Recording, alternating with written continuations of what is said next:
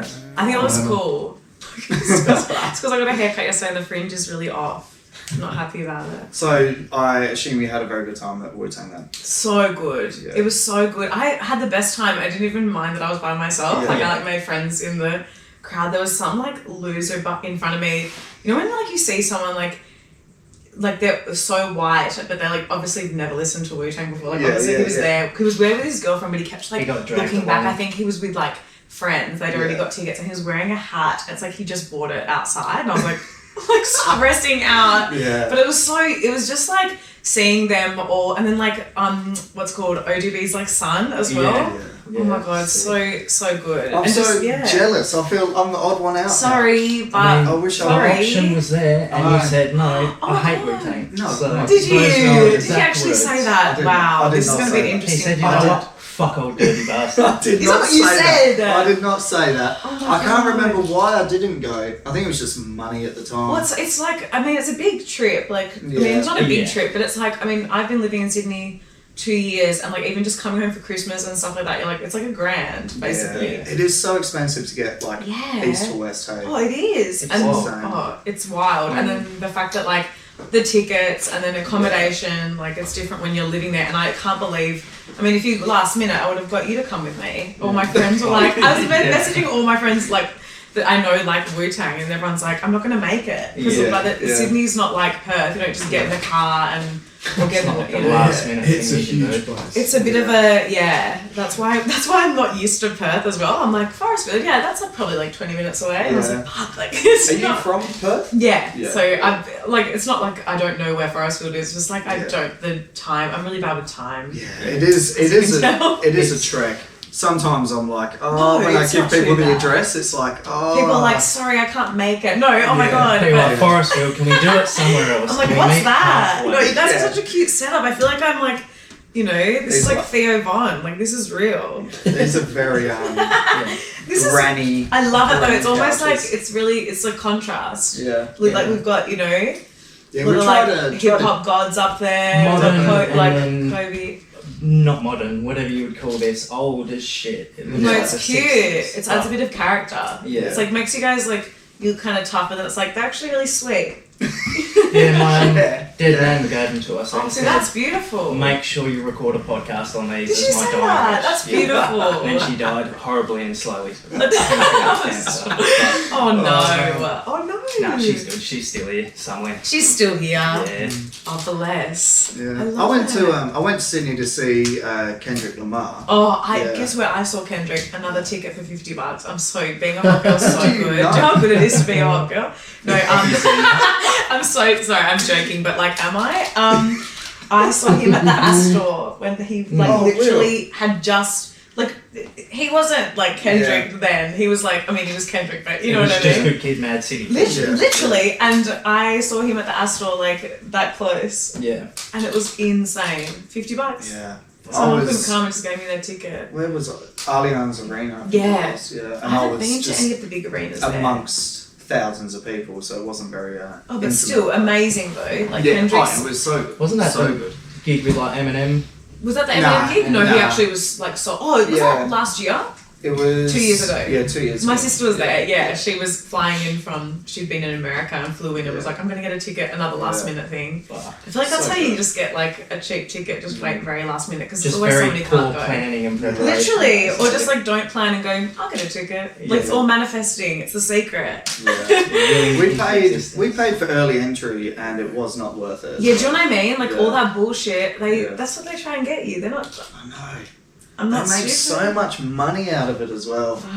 No, they do. I just can't believe I don't know why I didn't get tickets earlier, or maybe I just was like, nah, and then I'm always like, you'll figure something out. Yeah. Like you probably get a bit of FOMO seeing everyone post up going, I got tickets for this. Totally. Shit. You do. And there's so many times when there's so many people that come to Sydney, like when you're living there, you're like, fuck, like everybody's there, like even just like old artists that I love. Like I'm pretty sure Boney M came last year and like all these artists that I would never think that I would have the chance to see. And I'm like, fuck, like I could just go to the Enmore and see them. Like I need to get tickets kind of thing. And then you just don't because like you're just like, like I don't know, it depends like on the situation. But did you move to Sydney for like like work and sort of their reach, like a lot more Yeah, people? I probably just basically just for acting. It was really just for acting. I got an agent, and it was like, there's more work there. I should go, and it was sort of always a thing of I'm going to be going. You know, so it was like I'm going to have to eventually go. I love Perth, and it's amazing, but just not enough happening except for this year. It's been great. I was going to say, like, with Perth, we've struggled to get big artists or stuff like that over here for so long, and it's finally seeming to like creep on us. Yes. Like we're with the arena and stuff like that, we're getting a lot more people, but and then travel restrictions. Yeah. Oh, that's obviously I'm obviously like good on you, Mark, but I'm also like, it's a bit, I don't know, it's a tough one because Can you can't go back to New South Wales yet, can you? I can, I just can't come back without quarantining. Oh yeah, true. I had an audition, I got an audition, which I couldn't stop laughing at. So embarrassed, like I had, I'd have to give birth in the tape. Like that was, it was like a TV, I can't say what it is because it's like, NDA, all that bullshit. But I can't stop laughing because it was like, and this is the self-tape that you have to take, and I was reading the script and I was like, am I giving birth in this self-tape? I was like, that's so funny to me. And I was like, couldn't stop laughing. And then I was like, yeah, to my agent, like, I'll do it. And then I looked at the dates and it was like shooting 3rd to the 22nd of December. And I was like, well, I could do it, but it would be like, I'd move back now. Have to literally move back because otherwise I'm spending Christmas in a hotel. Like my parents' house like doesn't have a part of the house that I could quarantine in. So I was like, fuck that. I just said no. I was like, sorry. I was like, I'll probably just wait till I'm a bit older to give birth on screen. How funny is that? How funny is that? That would have been a hilarious audition tape to like peek in the literally, that's I almost just want to film it for fun, but I'm like so scared that like I'll get sued or something by Channel 9. But but honestly, it's so silly the stuff that they make us do. It's so weird. I know. I'm glad. I've never really given acting a go. We have sort of mentioned it a few times. We got that green screen. You a couple of weeks back, and we want to try and do like. I might have to come out here and shoot some stuff. Yeah, I want to try and do some little skits and stuff, but my acting so I skills. can give you guys coaching, like. Yeah, I mean, we have no idea what we're doing. But that's okay. We have all the ideas and a positive attitude. That's you know what? That's probably a lot of actors. That's all they have. Yeah, that's half it. I was gonna say half of, like a lot of comedians too. Yeah. And they don't even have a positive attitude. Yeah, true. I was gonna say, I feel like a lot of comedians are just depressed. Oh my god, I was so mean. There was comedians making fun of, like, I don't know. It's I guess like people just being like in the scene, like trying to be like, oh fuck Perth, like they get to do stand up. Like there was a comic that wrote. He was from Melbourne. Wrote a tweet being like, I trying to explain to my psychologist why it's so shitty that Perth gets stand up, like and we don't get to perform stand up. And so I wrote a tweet, and I was a bit like, all right. And then I wrote a tweet being like, oh my god, I feel so sorry for all the comics in Melbourne, like all depressed but can't go on stage and tell everyone about it. Yeah. Thinking of you all. I was like, it sucks shit. I was like, what? That's what you'd say. Yeah. But I was also like, they're not wrong. Like some people here probably don't deserve to do comedy, but I'm just being names, go call them. Let's go. Okay, no kidding. How long have we got? Like, I'm like, how long have we got to do this? No. Yeah, Perth has been very lucky in terms of lucky. Still being able to do stuff. I mean, there obviously was a period of time where we couldn't, but no, I was so lucky that I just came back. I came back like it was 48 hours. I packed up all my stuff and put it in storage and then flew back just before the borders closed. Whoa. It was so stressful, and I got back and I was so sick because run down, but I was like, I've got it. Oh my god, I've got it. Like my dad wouldn't let me leave my room, and he'd like drop a tray of food into my room and be like, stay there. It's fine. I still went to the beach and stuff, but like I didn't have it. But god, it was stressful. Yeah. The worst thing would be trying not to like cough on an aeroplane. Oh my god. Even now people coughing, I'm like, ew. Yeah, I was going to say, I've always sort of felt a little bit weird with that on airplanes in general, because you're like... same. Flying long distance, you're in there for like hours, and then you just hear like one person who's coughing the whole time. But it's the worst. the worst thing on airplanes that I've witnessed twice now is old women cutting their toenails. Don't. No. Yeah. Okay, I've seen that at like the toenails. end, like the New York subway. Like I've seen that shit, but like on a plane. Yeah, it's That's- disgusting. Is everyone okay? Cutting It's your nails stressing is me something out. you do in the privacy of your own home. Yeah. That's the Yeah, that's This- one thing. This woman, straight up, she was on the aisle side, and she just had her foot on the chair in front of her, just clipping away. She's going, I've got no time. Luckily, I'm on a plane for hours. She's like Yeah. ticking off a list. Luckily, of I'm in to-dos. close proximity She's of like, other people. maybe other people Yeah. won't mind. Like, this is just my to-do list of getting stuff done. I'm going, Joel. Like, what? know. Is everyone okay? I think Why that would you would be do a that? trigger point for me if I'm sitting in the vicinity of her and shrapnel hits me Oh, and I that's get hit by a fucked. loose toenail.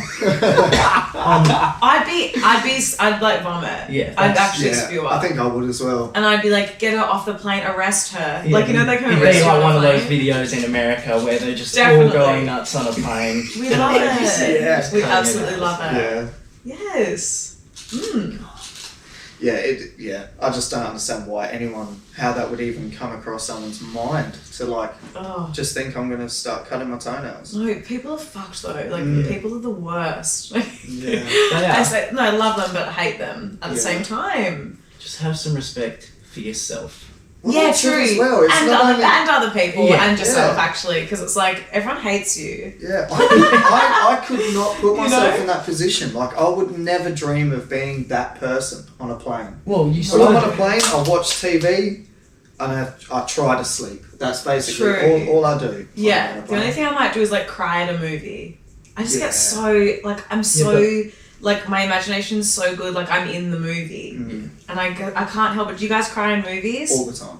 Good. I cry. You all probably the do time. as well. Yeah, I I love get when a guys bit. are in touch with their emotions. Like, I cry. I feel £7 like Too by often. Will Smith. Yeah. Heartbreaker. I feel like when guys like, Yeah. no, I don't cry. It's like, are you okay? Like, Yeah. you gotta cry, babe. Yeah.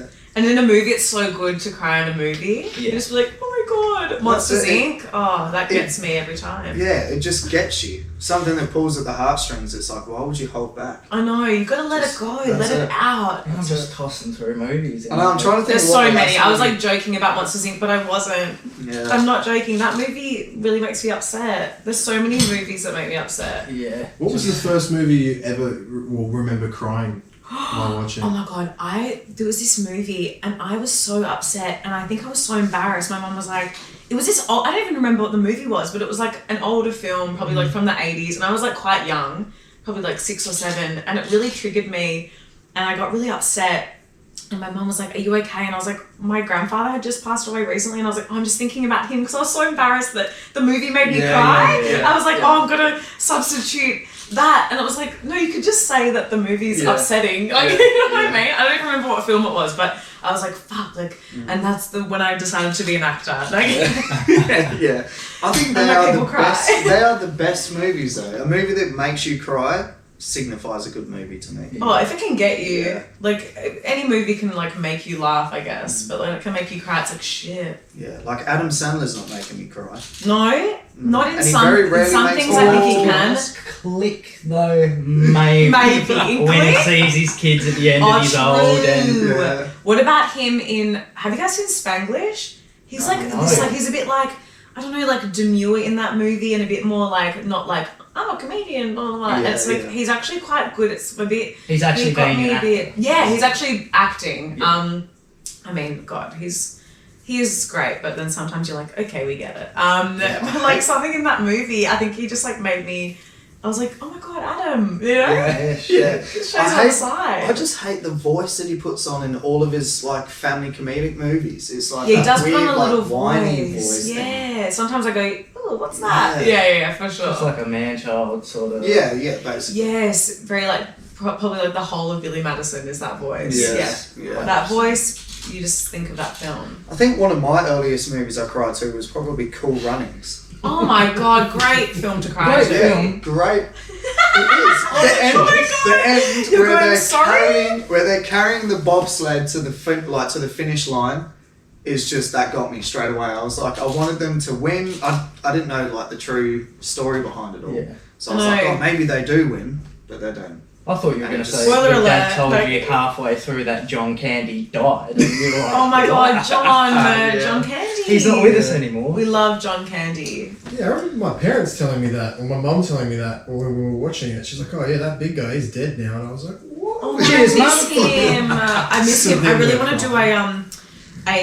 so this just sounds so weird. I keep telling everyone about it because I'm like, it's gonna happen when I go back to Sydney. Me and my friends really want to do a like Blues Brothers tribute show, but me and my friend want to be the Blues Brothers. I'm obviously Aykroyd, she's gonna be Belushi.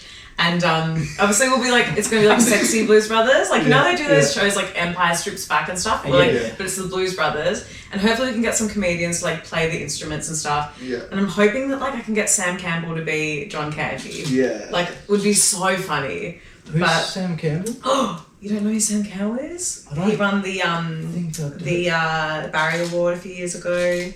He's very funny. Look him up. He's one of the best in Australia. But I really want him to be John Candy. Just like thinking about John Candy, I'm like, God, he was amazing. Like, you see him in all these movies and you're like, miss you. He was like in so many movies. Yeah, John. But the Blues, you guys like the Blues Brothers? Yeah, I mean, I watched it when I was younger. I can't really you've got to back rewatch it. I know, I'm a bit of like a cinephile, so I studied film, you know? So I'm studying film. Are you? Where? SAE. Oh, cute. I know some people that went to SAE, but a few years ago.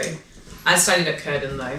Oh yeah. And then. So she's better than you. Sorry, no, that's not what that means. That's not what it means. When did you decide to sort of take up acting then? I've always been like a bit of a little performer. So I like used to sing and dance when I was really, really little, and then I would do like acting in primary school and high school. I think I always deep down was like, that's what I really want to do. But you know, when people kind of tell you that's something you probably won't be able to ever do, you know, it's sort of like, I remember telling a friend of mine, he was like, you'll never make it, so just give it up kind of thing, like don't bother. And I sort of, it was always in the back of my mind. I used to get really upset. Like I remember I graduated from from high school, and I was a bit like, why didn't I just audition for WAPA? Like, why didn't I do it? But I didn't, and I was like, oh no, I'm going to go to uni and get a degree because that's what, you know, bigger picture to everything was really great. And then journalism was really good because I, you know, learning how to speak in front of a camera and, you know, writing and stuff, that was great. And then I just graduated and I was like, I need to figure out what I'm doing. I was doing a bit of, because I was a singer and a dancer, I was singing bands around Perth and stuff. And when I finished uni, I was doing that and I was like, I'm just going to audition. And I ended up auditioning for the musical theatre course at WAPA. I think because I did all three, I was like, oh, musical theatre is what I want to do. And like musical theatre is great, but it's also fucking shit as well. Like there's a lot of like musical theatre that I hate and then a lot of it that I love. And also the people.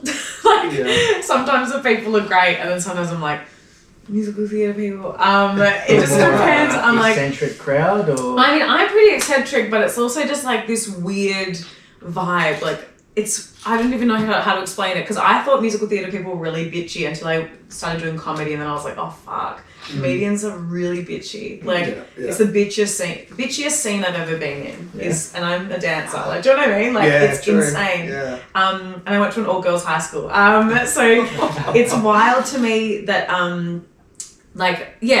musical theatre was always something that I loved to do. But then I was like, oh, I kind of just love straight acting and doing, like, I think I always loved stand-up as well. And then anyway, I was like, I'm going to take it seriously. I graduated from WAPA, as in just doing the certificate course. I auditioned for all of the schools because I was like, I'm going to do a 3-year of either musical theatre or acting, straight acting.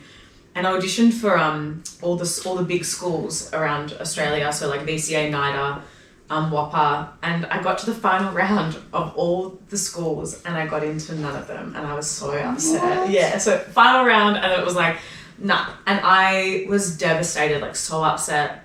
At the same time, I kind of look back now and I'm like, it wasn't meant to be. Like I think it was great because then I was like, fuck this, I'm going to New York. And I went and studied in New York for a bit, still at Adler Studio of Acting. My friend was studying there. I auditioned for the summer school, summer course or whatever it's called, it's conservatory.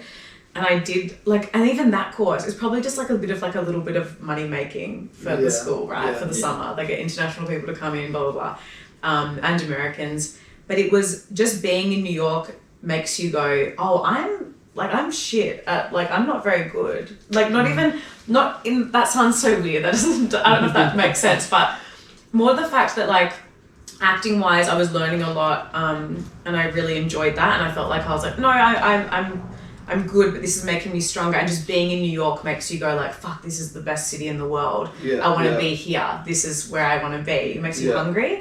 And then I would go to dance classes in Times Square, like the Broadway Dance Center. And here I'd be probably like intermediate, close to advanced. And I'd go to those classes that were like advanced, intermediate, advanced. And I'd be like, oh my God, I'm the worst dancer in the world. Like, I'm fucking shit. These people are like here, like we're here, they're here. The caliber is so high that you're like, it's just a higher tier. It's just like, obviously we wouldn't want to be in New York right now, but there's just something about that city, and it just makes you go like, it makes you hungry. Like, you watch Broadway, and I was like, I watch theater here, and I'm like, unless it's like amazing, like different kind of productions that are a bit out there and stuff. Like, I just watched my friend's production of Oklahoma last night, which is like such a like old school musical. Like, this is like it's like probably written in the 30s, and it's such an old school musical, and he's just made it this queer, like crazy, absurd, like amazing production. But then sometimes you see other things here and you're like, oh my God, like this is not, like, you watch Broadway and you're just like, fuck me. Like, this it blows your mind. I literally walked out of the first Broadway show I ever saw, and I was like, oh my, like, I don't even know how, like, where have I been? Like, it's just wild. It just makes you hungry, makes you really, really hungry for it. And I was like, I think I really want to do this. And then I came back, I was like, should I do a 3-year course? I mean, I was like, when did I leave New York? I was probably 23. I can't remember, 23, 24. And I was like, if I do a 3-year course, I'm going to be old. Like, it's 3 years. And it's like, I've already studied like all these I was still doing lots of short courses and things. Like, I was still, I was doing little short films. I was doing voiceover work, theatre productions. Like, I was working in the industry. And then I was like, what can I do to like cement? Because in Australia, if you don't go to one of those big schools or you haven't started acting from like a really, really young age, like, it's really hard to make it in this industry. It's like, unless you have the name Whopper or NIDA or whatever on your resume, people are like, who the fuck are you? You know? Unless you're like a child actor or something. I don't know. It's very, very difficult. And then there's a screen acting course that started at Whopper the year I was in New York, and I auditioned for that and got in, and that was just like a 1-year intensive. I'd been doing a lot of theatre. I was like, you know what? I want to be able to do screen properly, because that is a whole nother kettle of fish, like acting wise. Theatre is very much more bigger, and whereas screen, you got to be, you know, it's like right there in your face. It's hard. And did that, and then while I was studying there, started doing stand-up during the break. I was like, I've always wanted to do a bucket list thing. And then, after that, I moved to Sydney, and it's hard, like, trying to hustle as an actor, but that's why I'm doing a lot of stand-up, because even though I'm doing a bit of acting stuff, I was like, fuck, I just really love the idea of being able to write and perform, like, every night if you want to. And it makes you feel busy and that kind of thing. In a very roundabout way, that's why that was when I was in New York, or just before, I was like, I want to actually give this a proper go and not be like, oh, I never tried it. And just to say, you know what, I did it. And I was like, before I'm 30, I'm just going to be like, I want to do it. And also, what is that? Like, when people are like, oh, before you're 30, it's like, what the fuck is that supposed to mean? Age is just a number, and it's all bullshit. And I think it's like, especially for women, it's like, people are like, well, like, you better settle down, all this bullshit. It's like, like, I hate that pressure that we put on everybody, especially women. It's like, fuck, like, we're so much more than, like, you know, baby making machines, like, for fuck's sake, you know, like, not saying I don't want to do that one day, but it's like, why not live your, you know, dream and see how it goes? And if, you know, if it doesn't work out, it doesn't work out. I don't think I'm delusional to the point where I'm like, I'm gonna make it tomorrow. It's like, you got to give it a good go. 100%. You wouldn't want to be, you wouldn't not want to give it a go, and then in 5-10 years time, you're just sitting there going, fuck. Can you imagine? I would kick myself. You'd be like so angry. I think I'd be angry at myself if I didn't, you know, do those auditions and stuff as well. Because I think for me, that's a huge part of acting is rejection. And that's also why stand-up's great. is it's you can get rejected every night. Like every joke you can get rejected on. Like every comedian you've ever seen, one of their jokes, like all those jokes that kill, they've bombed once in their life at least, you know.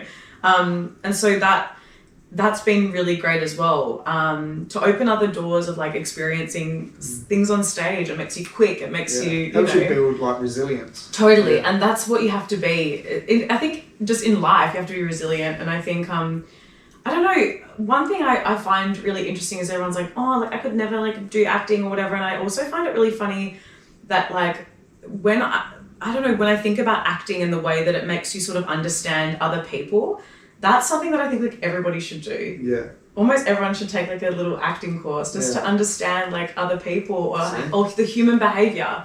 It's so interesting. It's calling our name. See, you guys have to do it. You've got a green screen and everything. I'm hoping that I can go for an audition where I am exactly what they want. But that's the thing, you never know. Happen, whether that'll happen. And exactly what they want. I'm like, babe, what are they after? They're after like, you know. If they're ever after like overweight. Dead body. That's so mean. But also, I mean, if it fits. No. If they're like ever a after an cuter. unattractive Hemsworth twin. No. Just saying, we're doing a project at the moment where we need a dead body. So do you? To audition. You guys this could be a big break, guys. Please. Yeah, it reminds me of like Joe Tribbiani of just being a dead body but like trying to move That's and like so get funny. into the camera. It's so fun. I was a paramedic on Home and Away, and like you see me for like 2 seconds. Like it's not that long. I had a few lines. It's just so funny. I just make jokes about it now because like I mean that's the thing though. You're on Home and Away. That's a staple of Australian television. Exactly, but it's so funny. They kept asking me back to be the paramedic, and my old agent that I was with, I was like, I'm sorry, but like I'm not going to be. It's like a glorified extra. I was like, sorry, I just like got to be. They kept like getting me, and the people were like, but like, what if they made you a regular paramedic on the show? I was like, no, like I just. It's not Grey's Anatomy. No, I was like, please. I was like, if that was gonna happen, then they probably should have told me, because I was like, they just kept asking me back, because with a show like Home and Away, it's like a machine. So when they know people know what to do, they're like, we'll get her back. And like the second time I was on, I didn't have any lines, and my agent like was like, you should do it even though there's no. And I was like, I'm a trained actor. Like, why am I doing like that's anyone could do that. Yeah. And it pissed me off. And then not to be like no shit on Home and Away. Oh, like fuck Home and Away. how dare you? And now I'm like, well, you guys missed your your chance because now I'm more famous than Home and Away. So no kidding. No. I'm not, but I probably will be. Is there any like Australian shows that you have auditioned for or would like to audition for? I'm trying to think of what Australian shows are even on I'm right thinking now. like Wentworth. Oh yeah, Very like, female heavy. Amazing. I've got a few friends on that show, and they're incredible on it. I haven't watched it enough, but I would love to. I think that would be great, like range-wise, to be on a show like that. That would be incredible. I think. Love that show. I need to watch it properly. I feel bad that I haven't.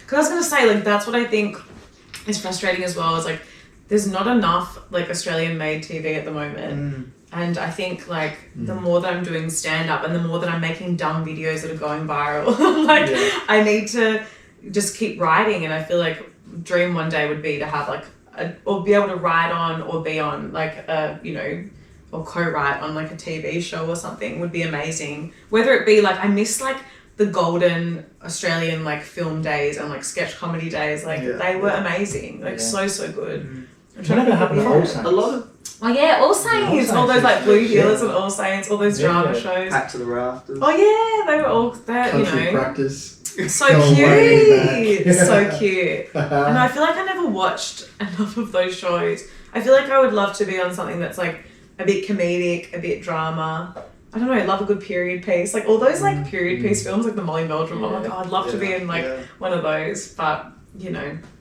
we'll see. A lot of like the exactly. I might have to. Yeah, a lot of the Australian movies that come out as well that are like not successful but quite bigger budget never tend to have Australian actors in them. Yeah, like it's that, wild.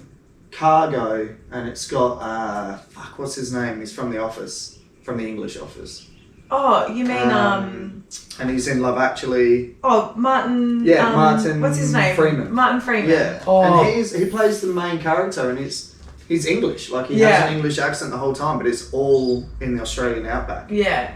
And his wife is Australian, who dies from like some zombie fucking thing straight away. And it's the whole time you're just watching an English dude in Australia. It's right. almost like their way of like, I guess, the film industry is like, it's a hard one because I feel like if they think they can sell tickets or get, you know, people in seats, they'll be like, yeah, we'll get this big name. Like, it's just the way it is. You kind of, I think that there's a new initiative or something coming out where it's basically like Netflix Australia has to produce like Australian films and has to cast Australians and stuff, like, which is so important. Just like it doesn't happen enough. I don't know enough about it, but Would you look in, like you were saying, you want to write your own things? Would you do like comedy? What's the word, like? Not sitcom. Like, are you familiar with like Workaholics? Like that kind of. Yeah, like, I mean vibe, that would like, be fun. Not too serious, but I think that well produced. There's a lot of like what's in fashion now for like a lot of comics. Like, I really enjoyed like the other guy, Matt O'Kine's show, but I feel like that's like the thing. It's like, and even, you know, Aziz Ansari's like, you know, Master of None. It's like that.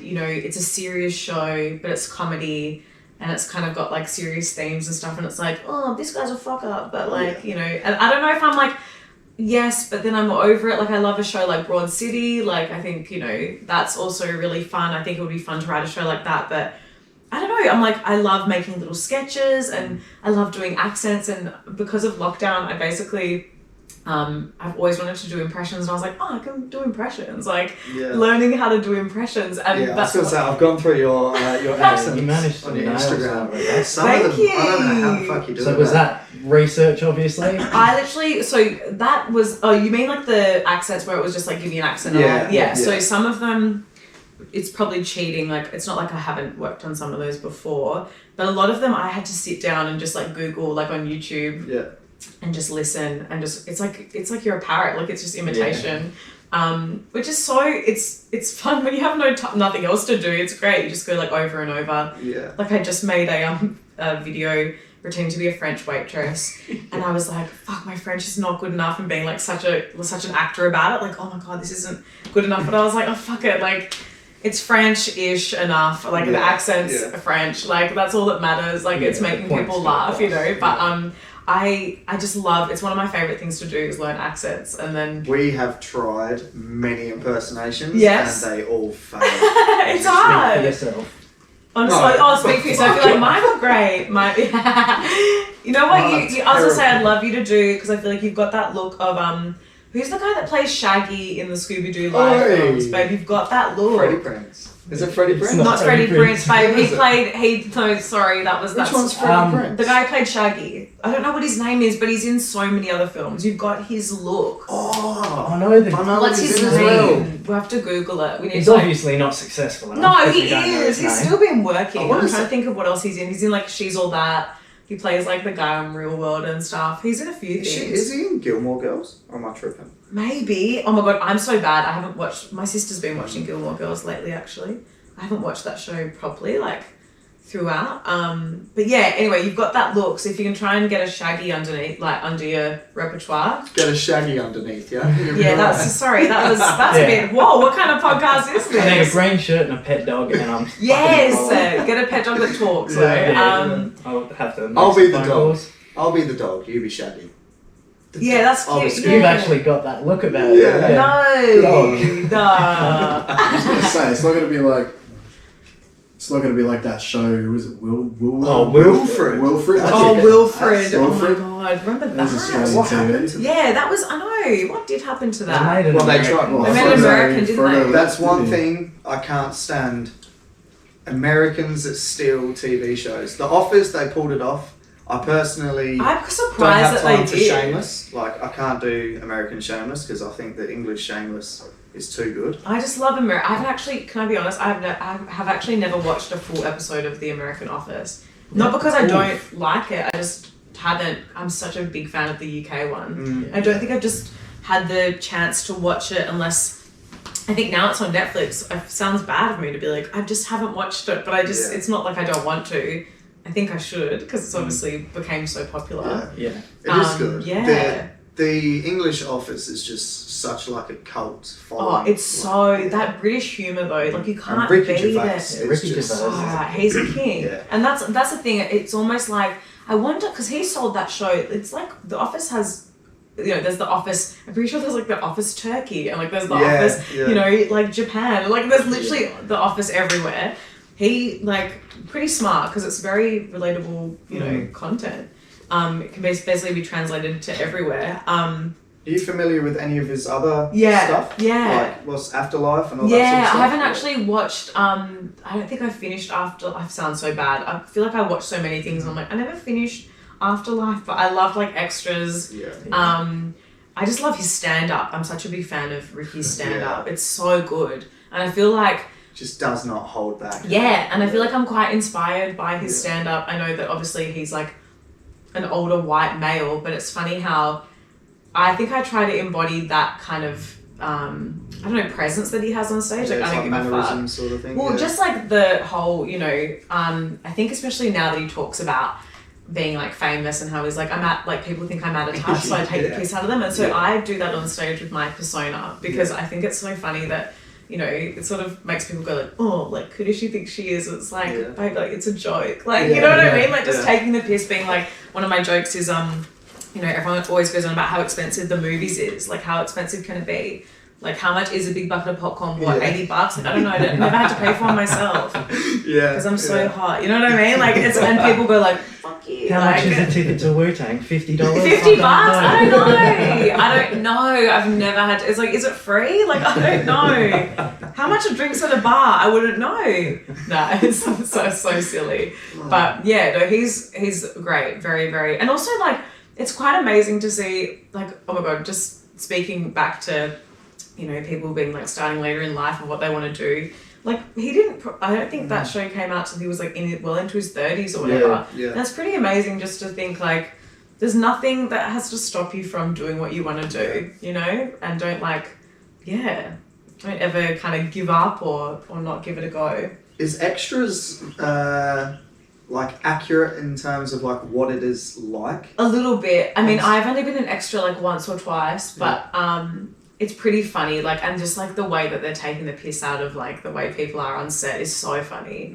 I loved, like, obviously it's like exaggerated at times, but I mean, it can be like that, it can be a little bit, well, especially when you, like, especially him trying to be like, I really want to get on the show. Like, that's all, I mean, unless you're happy, like, there are people, like, on Home and Away, there's people that are paid, like, being extras on Home and Away is like their job, like not their job, but that's what they do. How much does an extra get paid? Yeah, that's what It varies. I think it just varies on what you're doing.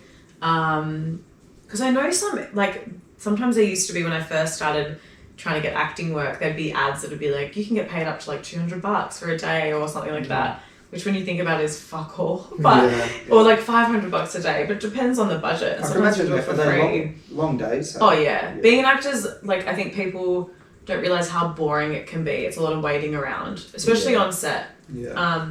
And even like I guess theatre rehearsals and stuff. Like there is a lot of stuff where you're sort of like, okay, like you're just waiting to be used or something. Like you're like, please, like, can I go on now? Like but that's just part of gotta have patience. And I feel like theatre would be. Yeah, I feel like theatre would be very demanding in terms of like your stage presence and especially musicals and stuff. Totally. Like, or just like even running your around voice and and singing stuff. at the same time. And like I feel like when I do a play or a musical, I'm always so. And I don't really work out. Like I don't go to the gym or whatever. I mean, I'm a dancer, so I'll go to dance classes and stuff, and sometimes yoga or whatever. But I always feel so physically fit when you do like a show like that, because you just are like always on the go. It's hard like not to be fit. Like it's really funny. It just makes you just go like because you just are on. It'd be a cardio workout. Literally a cardio workout, just like by being on stage. And even just I don't know. That's I think the thing that maybe turned me off doing as much musical theatre. Like I still do musical theatre auditions and stuff, but it's so demanding. Like the just always making sure that your vocals are okay and like that kind of stuff. Like I when I was at WAPA the first time doing musical theatre, I was singing in bands and stuff as well, and I was so I guess I hadn't had proper training until I went to Whopper, like singing wise, like I a little bit here and there, and I like got a hemorrhage on my left vocal cord because I just like overdid it and just at a gig like over.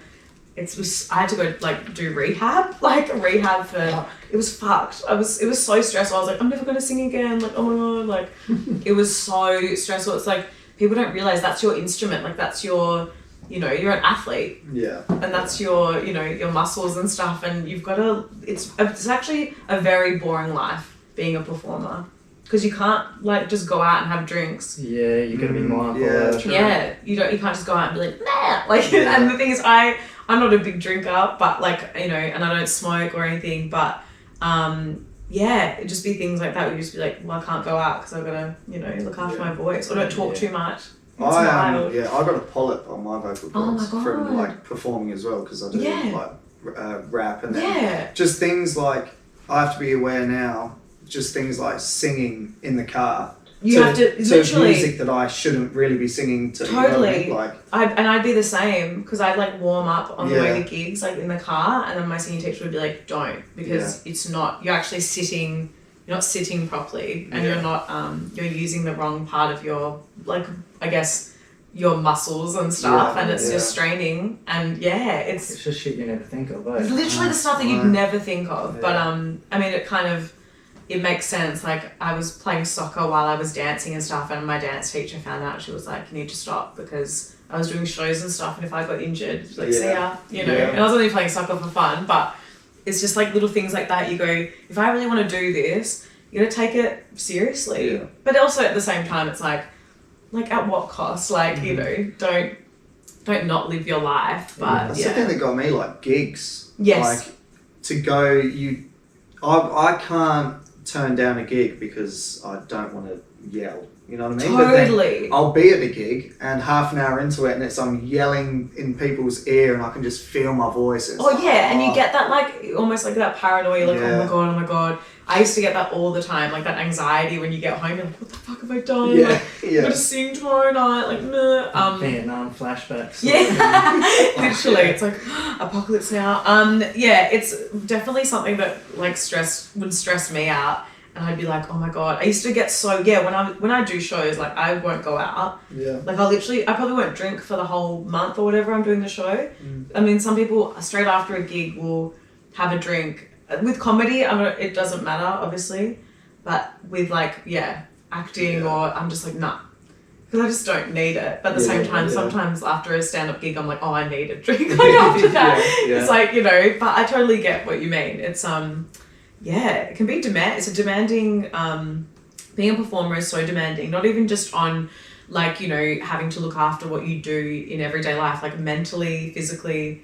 It's like a huge thing, and I'm definitely working on that this year. Like being in Perth, being away from kind of Sydney, the hustle and bustle, kind of got time to, I don't know, work on like just figuring out how to deal with like anxiety and stuff like that, because I think that's so important. It's hard, because I feel like everyone probably has a little bit of anxiety in their life. You know what I mean? Yeah, there's, sorry to cut you off, but there's like a different anxiety. You probably know, but from going up and singing, I feel like I'd be much more anxious going up to do a stand-up set, because depending on what the song is, you might have written it with the band, or you've all signed off and gone, this is good. Stand-up, you're out there by yourself trialing something that only you've heard in your head. Totally. And it's also the fact that it's such a different art form, and that's, again, it makes you so resilient, like we said, but it's also the fact that like when you're doing like, I don't know, a play or you're singing, people watch you and they will appreciate it and they'll clap after, right? And they'll just be like, great, that was great. Or they'll be like, wow, that was really refined or whatever. It's so funny, the difference between acting and stand-up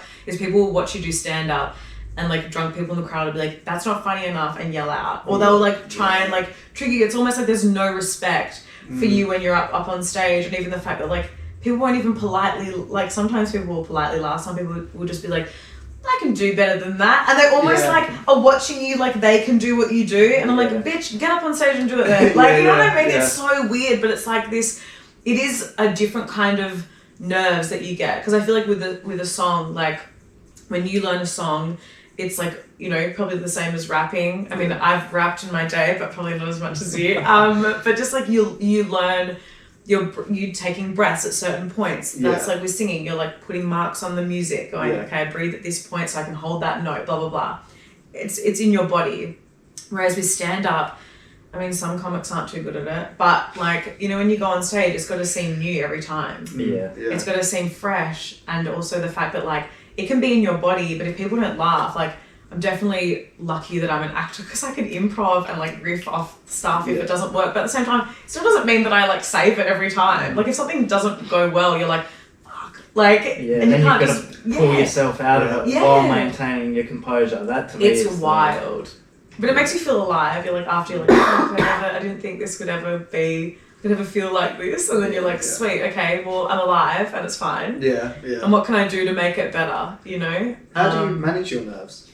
Like, do you have like a particular sort of... Oh, good question. What do? I guess like I've been trying really hard. I feel like I need to meditate, and I feel like I keep saying it. I'm like, I'm gonna meditate. And I haven't. Like I've tried it and I sort of stopped, and I'm like, I need to get back into that. Like so many performers, comedians, etc. Like Jerry Seinfeld's like really into like, I think it's like, what is it? What do you call it? Transcendental meditation. That's the one. I was like, I don't want to stuff it up. I'm gonna say it wrong, but I think it's that one. And he like swears by it. And I feel like that would be the best thing to do, would be like meditate before, meditate after, almost like the adrenaline of a gig after as well. Like I hardly ever can sleep after any gig, let alone not just stand up, any gig, because I'm just like on adrenaline. I think I just try to like breathe and focus.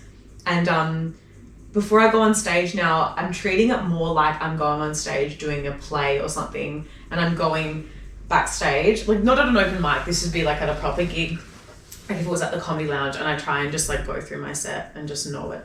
And just be like, you got this, da da da. Because my character's so confident that if I show any weakness on stage, the crowd's like, it's like they'll come for me. They're like, not like, and they have to, I don't know, they have to be fooled, I guess. Like, you know, it's interesting because like sometimes I'm like really, really nervous, and then I don't know, I'm like, how did I get through that or whatever? But I guess try not to drink too much coffee or something. Like, but that makes me anxious. So it's like, fuck. But yeah, I feel like I need to get more into meditation, even just like breathing. I feel like just breathing and focusing, because I know how to do it. It's so different. I used to be like, oh, this is not like acting. Like acting, you'd be like walking around like I guess I don't want to look like a dickhead in the green room. Everyone's like fucking actors, you know, but don't want to be too hammy like backstage, but it works. Like I'm not just going up like saying lines, like I'm playing a persona, so I have to almost treat it like that, you know? Switching character sort of thing. Yeah, totally. Because it's like, it'd be so, like the amount of times where I'm like, oh, the crowd doesn't like her, and I'm such an actor that I'm like, please like me. And I'm like on stage being like, no, like trying not to show weakness, but it's like, it's too late. You're showing that you're letting it affect you kind of thing, you know? Yeah. So with the comedy, have you like got plans for? I've seen Rory Lowe just did his special at the the Astor, which is wild. Yeah. Look, I would love to be able to do like a big solo show.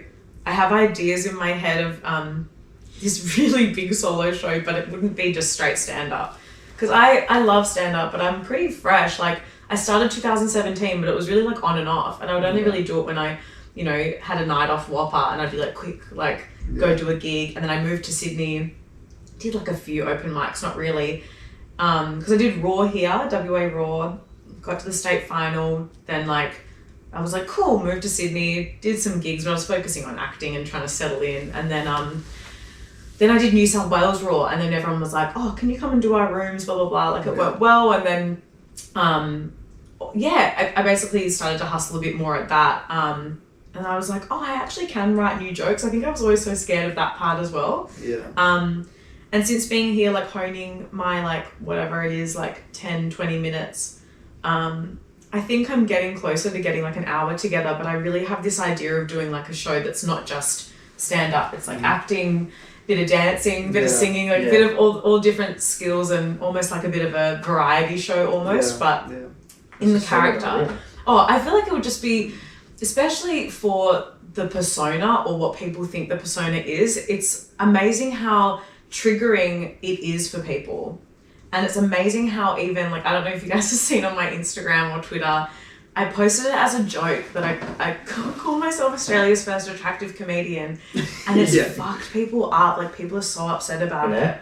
Some people are like, that's so funny, but it's amazing how many people have been triggered by it. And it's funny because it's like, it's implied, like, it's a joke. And if I just thought that, I'd just be a cunt. Like, you know what I mean? Like, I would, like, of course it's a joke. At the same time, it's amazing that people want to look for the negatives in that. And I feel like it's, there's a lot of layers to that persona and that joke tagline that now I'm like, I'm just going to own it because it's actually very, very funny how people want to take it as anti-feminist. A lot of older female comics have tried to call me out, and I'm like, I never said female comedian. I said comedian. It's a joke, firstly. I know I had to explain satire to comedians, but okay. And the fact that also, you know, it's not about me, you know, trying to say, like, I have to be, it's really, this is what's so funny. Sorry, I'm like rambling, but I had a female comic like reach out after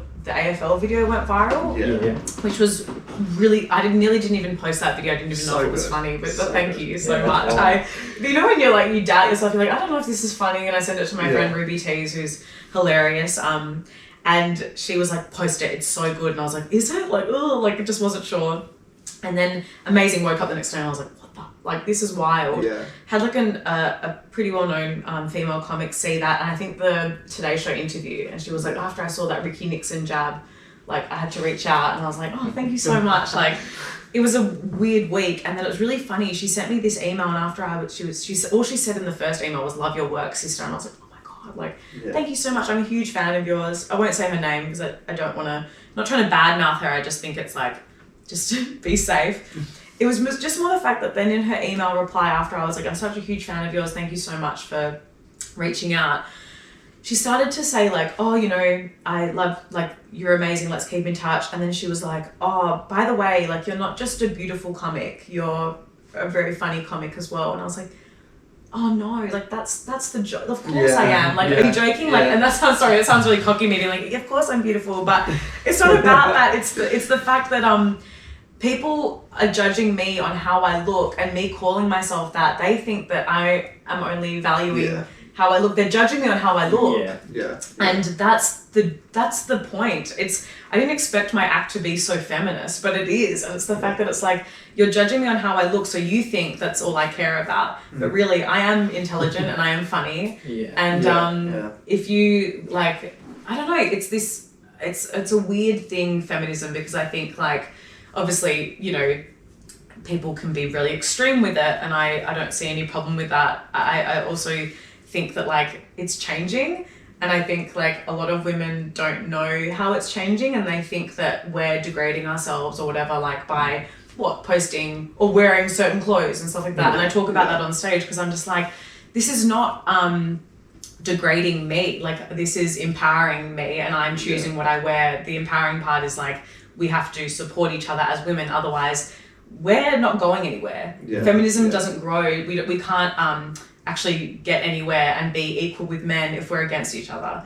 That's the point. So them trying to tell me to conform and be like, you know, you don't have to focus on your beauty, don't wear that on stage, or you shouldn't say those jokes on stage. It's like, but that's exactly what they want us to do. That's exactly the problem, you know. And I find it really, really hard because I understand that they've gone through a lot as you know, back in the day. God, I'm sure it was like really, really bad being a woman in comedy. I'm pretty lucky, like, I'm sort of been entering post Me Too, and I think my act is very post Me Too, and it's sort of the fact that I'm like, I talk about like how I'm like, I don't care if you can see my fucking nipples on stage, like, I'm wearing what I want to wear, and if you guys are affected by that, that's not my problem. Like, you know what I mean? It's like, don't worry about it. Like, it's, I don't know, it's the whole fact that a lot of women have been told, like, don't wear that, they won't listen to your jokes. It's like, I don't know how to, it's just, or they'll be funny to you in the green room or whatever. And I'm like, I feel like I'm so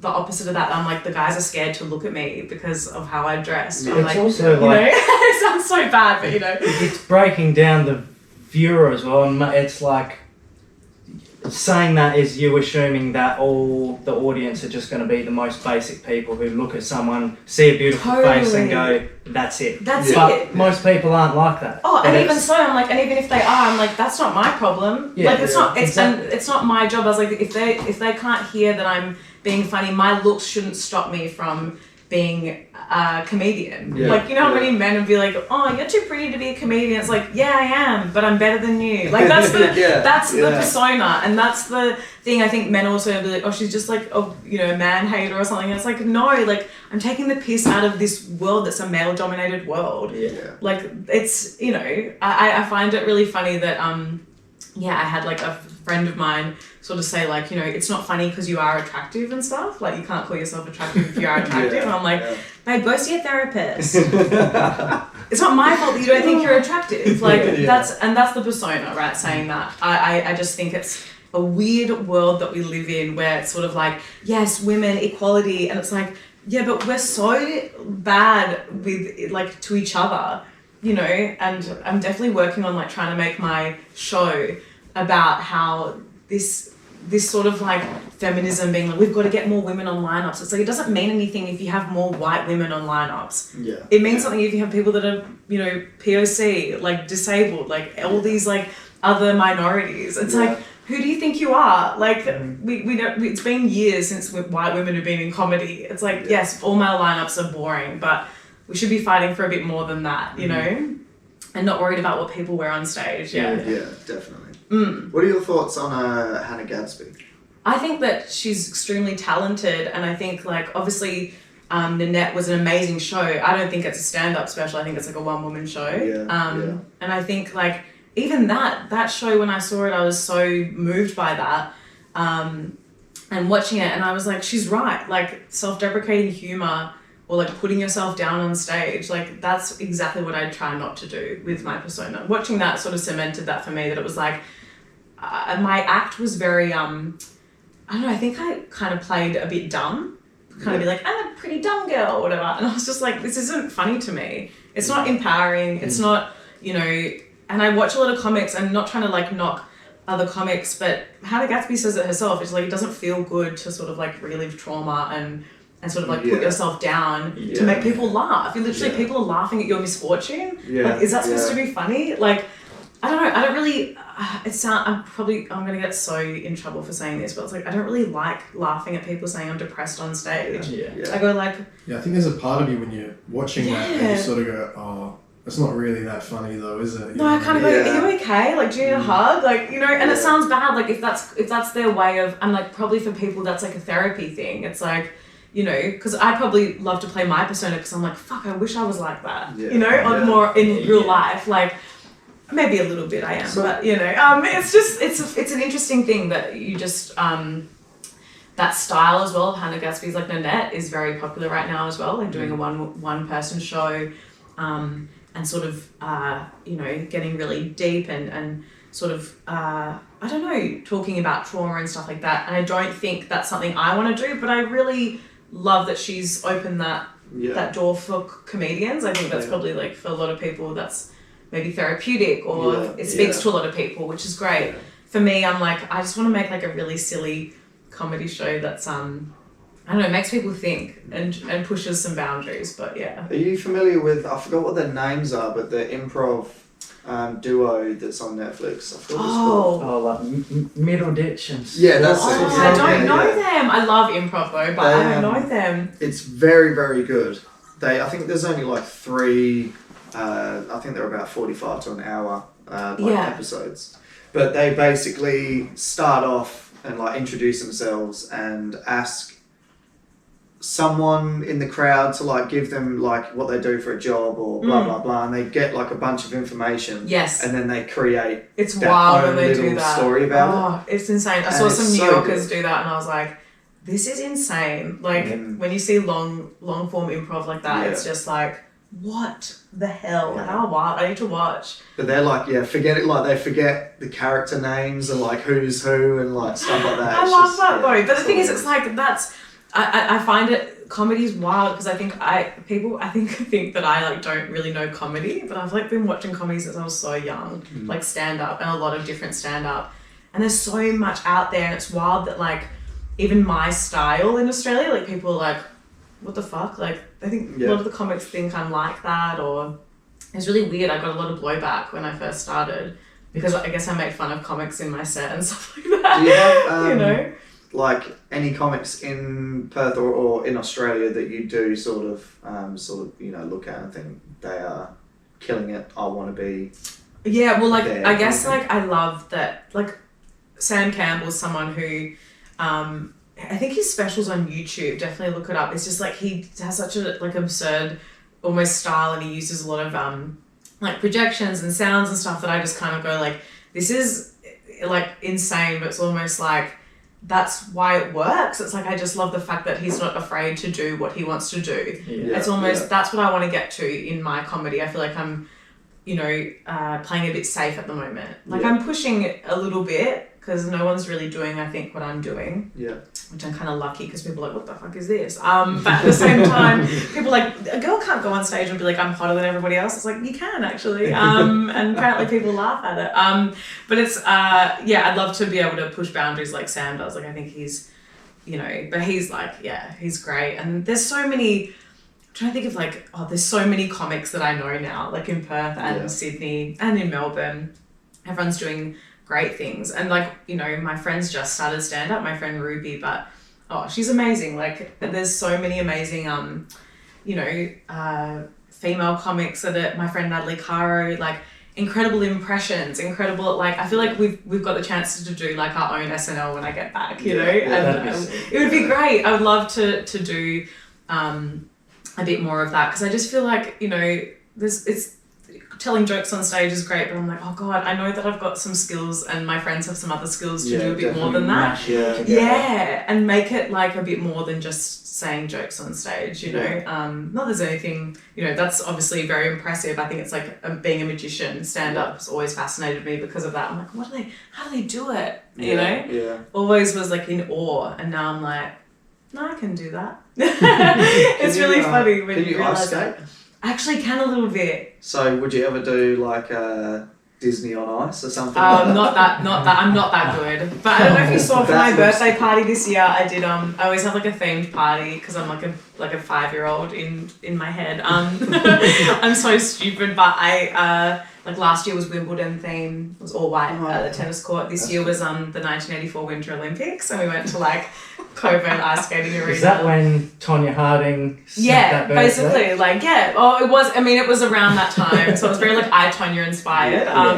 But when ice skating, I mean, I can skate, but I'm not like a Disney on ice skater, unfortunately. But I guess you'd need to be a very good ice skater. You'd have to be a lot of professional skaters, I think, like go to that after they, retire or whatever from professional, competition. But I feel like there's so many things in my life that I like want to do now, like after, like I'm so stupid. I don't know if you guys would have been following me this early on, but I was like really obsessed with I was like, I need to learn how to play golf. Because I was like, I need to learn how to play golf because I think I was like watching like The Last Dance. And I got like so obsessed with just like MJ and like Rodman and stuff. And what amazing documentary. Like I knew that he was good. I've said this on so many podcasts. I'm like embarrassed to say it, but I was like, I mean, I'm born 92, so I mean, I'm old. I'm not that old.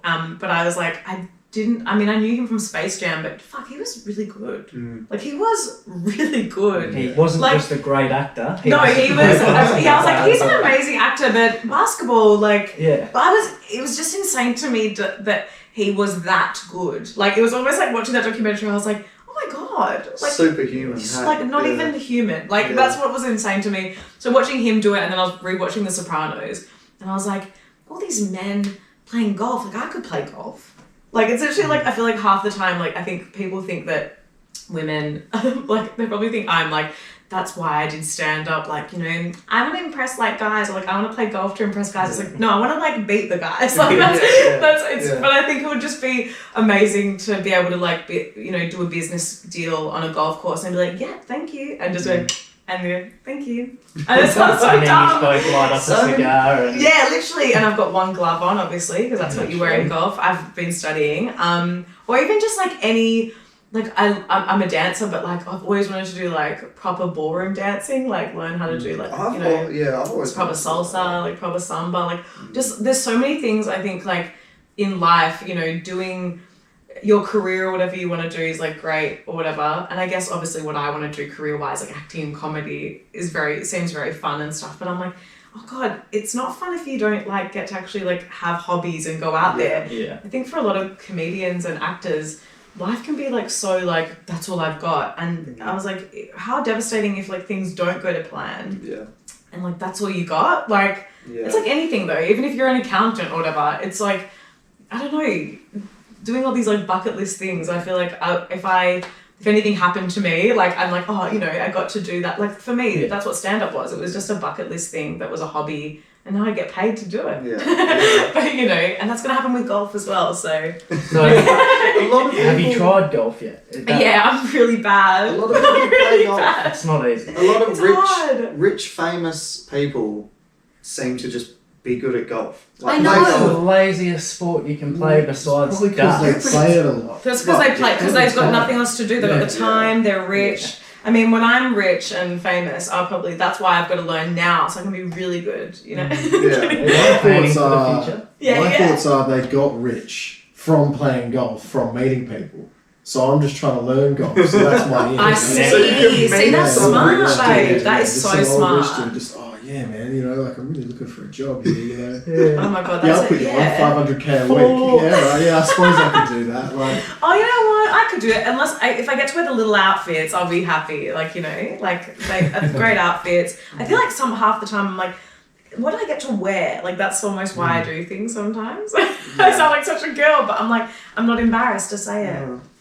Swag it up a bit. Yeah, Why not? exactly. Change the scene. That's me doing stand up. I'm like, I'm gonna show my midriff. I don't care. And I hope that everyone gets as stressed out when I walk down on stage. Like I hope it stresses you out. And people go, where are we? And, I'm like, I'm changing the scene. It's very anti-comedy. Disrupt. I think that's why. Yeah. I think that's why something like you were saying with your show would be so not beneficial, but like it would be almost groundbreaking to some extent. I So hope like so. incorporate a lot of different things into not just doing a stand-up Totally. show. And there's a few like comedians that do that. I wouldn't be the first, but it would be more the fact that I know I have those skills, not to be like, I'm so talented, but it's more the fact that it's like, I know I've got those skills, so why not use them in a way that like, I don't know, can enhance a show. Like, I feel like if it was just, I was like, I don't have enough material to do just a straight stand-up set, but also in my head, I'm like, I mean, sure, it'd be great to talk on stage for an hour, but I know that I have all these like little characters that I've made, like, this character that I have, like the British bookworm shy girl. Everyone seems to love her. Everyone loves her more than me. I'm really upset about her. Everyone thinks she's so hot. And I'm like, fuck you. Like, so upset. I'd love to go on stage and do a set as a different character. I was going to say, could you do like, instead of sort of advertising yourself by your name, advertise yourself by character names? I mean, and that's each what. week you do something completely different. I was thinking, because my dad sort of said that the other day. He's like, "Oh, maybe you should have like used a pseudonym or whatever." And I was like, "Are you saying I'm shaming the family name by like using our name?" I'm like, "Hello," like, no, it's like definitely something that I've thought of, and I was like, maybe I should give, my persona a name or something like that. But I was like, oh, it's just I think my persona is just a very, very heightened version of me. Because let's be honest, when you see people do stand-up, it's like they're all doing a heightened version of something. Let's be honest. Obviously mine's quite heightened, but I feel like it's funnier to sort of just call them by generic, like British bookworm shy girl is such a funny thing, I think, to call this character. Yeah. She's just like, hello, yes, I'm so shy. I just love reading. You know what I mean? Like, and it's just like, who is that? Like, what? And she's like a male. I've have this idea that I really want to do, where I just play on stage like different male fantasies, and it's literally like doing her or doing like an American cool girl. It's like, I just hate other girls. You know what I mean? Like, I just love hang out with guys. You know, caught in a washing machine. Yeah. It's just like all those like dumb things. It's almost like stupid. And just take the piss out of the fact that like I wonder if I could go on stage, even, that's how I started learning impressions, was rewatching The Sopranos and imitating all the characters. And I'd love to just like go on stage and be Adriana and see if I can do a set as Adriana. But I don't know, I'm like, how ambitious am I? But I think it would be fun to just be like, oh, one night go on as Melania Trump or something. Yeah. I've been working on her. But it's something that I'm like, I'm going to do that one day, I've got to do it. So I guess, you know, now that I've said it, I've got to start preparing. I've got to start trying it out. Because I think that's what's scary is like, being in Perth has been great, but I've been it sounds so cocky, I'm like, I've been on the Comedy Lounge a lot because I'm just so famous. But you can't really try new material. Yeah. You got to do what works. So now I'm trying to do like all these, like scrambling to do open mics, and there's not many in Perth. Definitely, you know, they're getting there. But it's me trying to like make sure that I don't just rely on my set that I know works. Hopefully most of the time.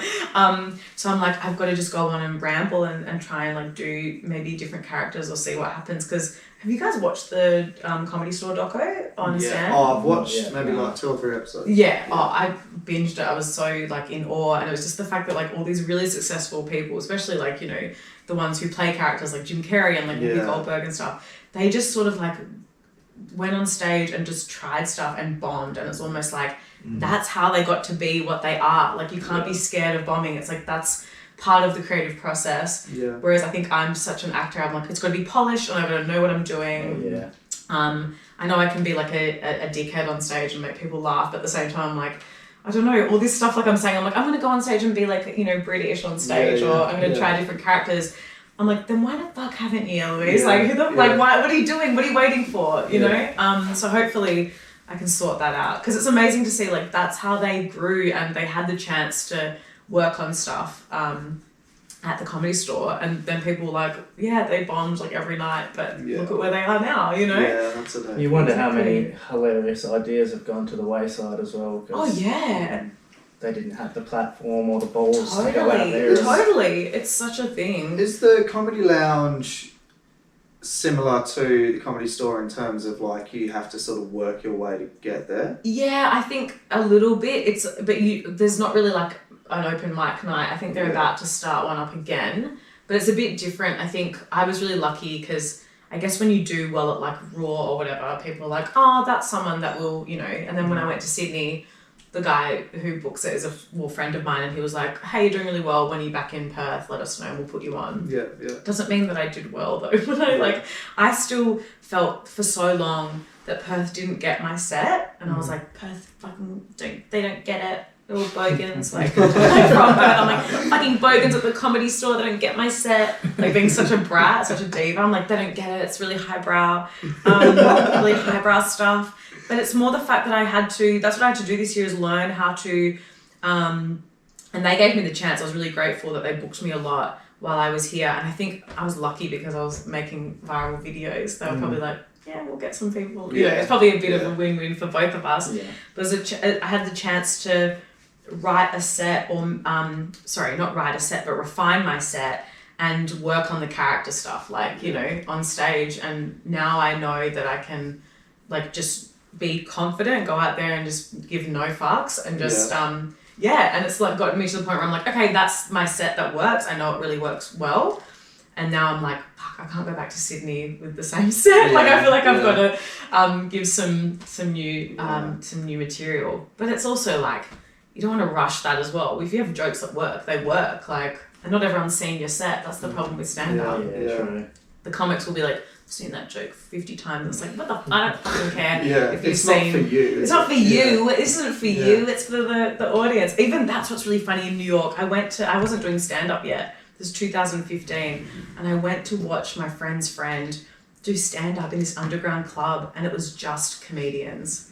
And me and my friend were the only non-comedians there. And it was just comics getting up one by one to try new material, and it was brutal. Like, we were the only ones laughing. Everyone else was just going, judging each other. It was insane. I forget that we're like on a podcast. I'm like acting out. People are like, no one can hear you. It was insane. I'm like, obviously I was just like, I'm watching stand. I was so excited. And I was like laughing at and I was getting like roasted, and it was insane. It was so funny to watch, just like comics be like, it was my first probably insight into what comics are like. And then when I started, I don't know why I was so shocked that I was like, No, they are really bitchy people. It's Yeah. really funny. Some of them are lovely, but it's amazing how it's like very, very competitive. It's almost like, I don't want to give you that laugh, even if I think it's funny. Yeah. It's so funny. Yeah. It's hilarious You because wouldn't I'm so expect it. generous It's with my almost- laughter. I'm so generous. Even if it's not that funny, I'll laugh because I feel bad.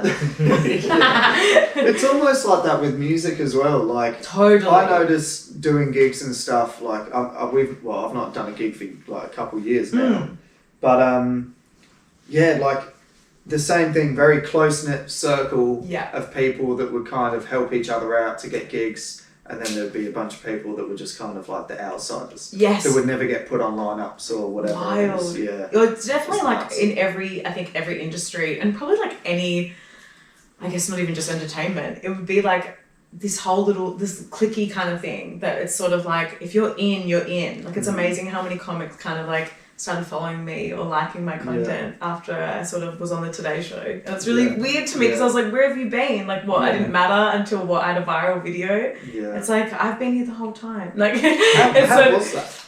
it was, as in like the Today Show? Well, the whole like Oh viral. god, that was, you know what? It was insane. Like because like I said, I wasn't sure if it was that funny, and then when I woke up, I was like, my notifications. I had a really anxious week the week before, so I turned off all my notifications on Instagram off because I was like, I just need to have a break. Sometimes I feel like I'm on there too much. I feel like it's so good for mental health to just ignore, not be constantly getting notifications all the time.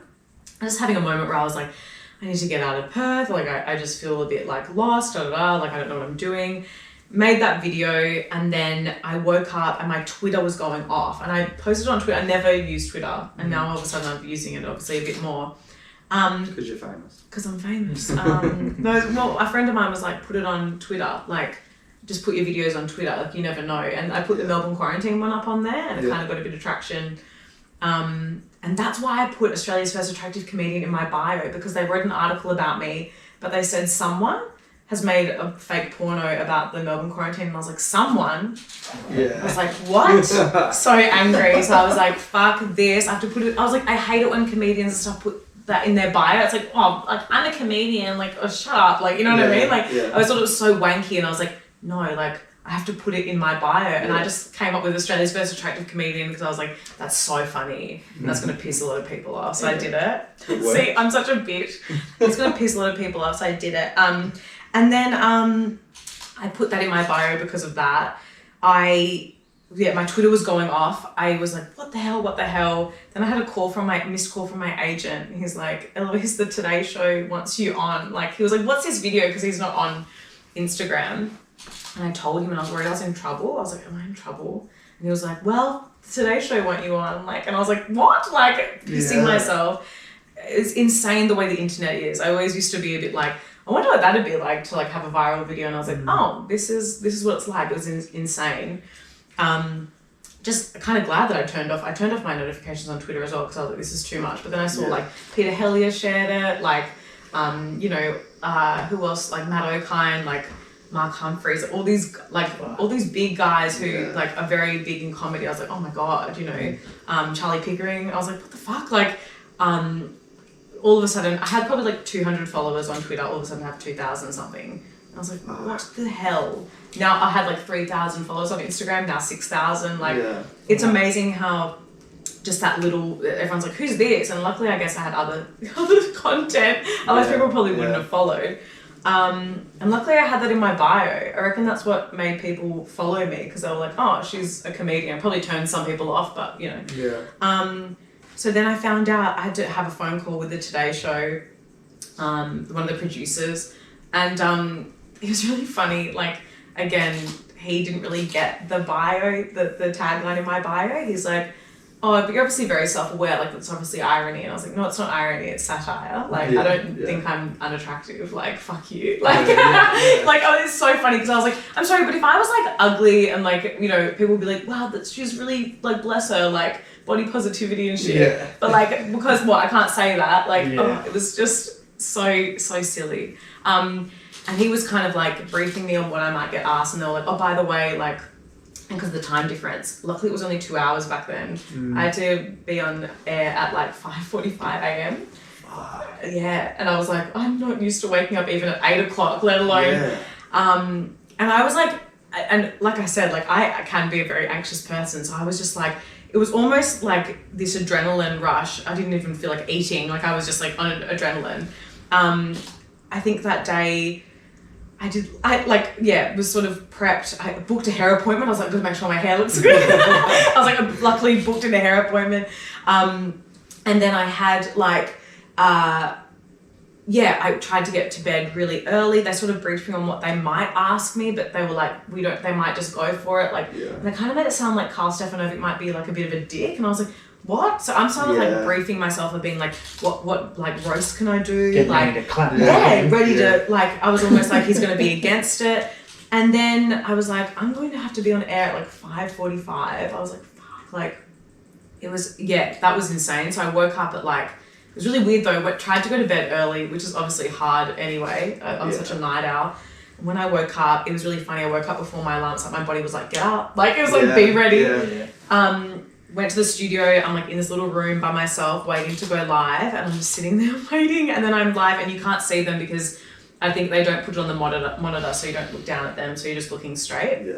And it was so funny. So I can't see them. I'm just hearing them in an earpiece, and they were so lovely, and Carl like so generous. Like, I really hope that I'm his third wife. I think he's got a big crush on me, so it's really cute. No, just kidding. But it was so much fun. I was a bit like, I was so nervous though, and obviously, I don't know if you watched the interview, but I got a bit tongue-tied at one point. I was like, oh, fuck. Like, but it's live TV. Like, I'm just so glad that I said that Ricky Nixon jab. Like, they wanted that. Like, they were pushing for that. Definitely. They were going like this, going, well. Oh yeah, because he goes, so has Ricky Nixon seen it? And I was like, they want something to make the crowd go, because the way that they all reacted, the studio, ooh, like that. I was like, oh my God, like, you guys wanted it. And I'm sort of sitting there just going, I was like, is that too much? And I was like, fuck, I did it. Like, I'm okay. And then some of it, I've rewatched it sometimes and I go, what are you saying? Just rambling like an idiot, like I am now.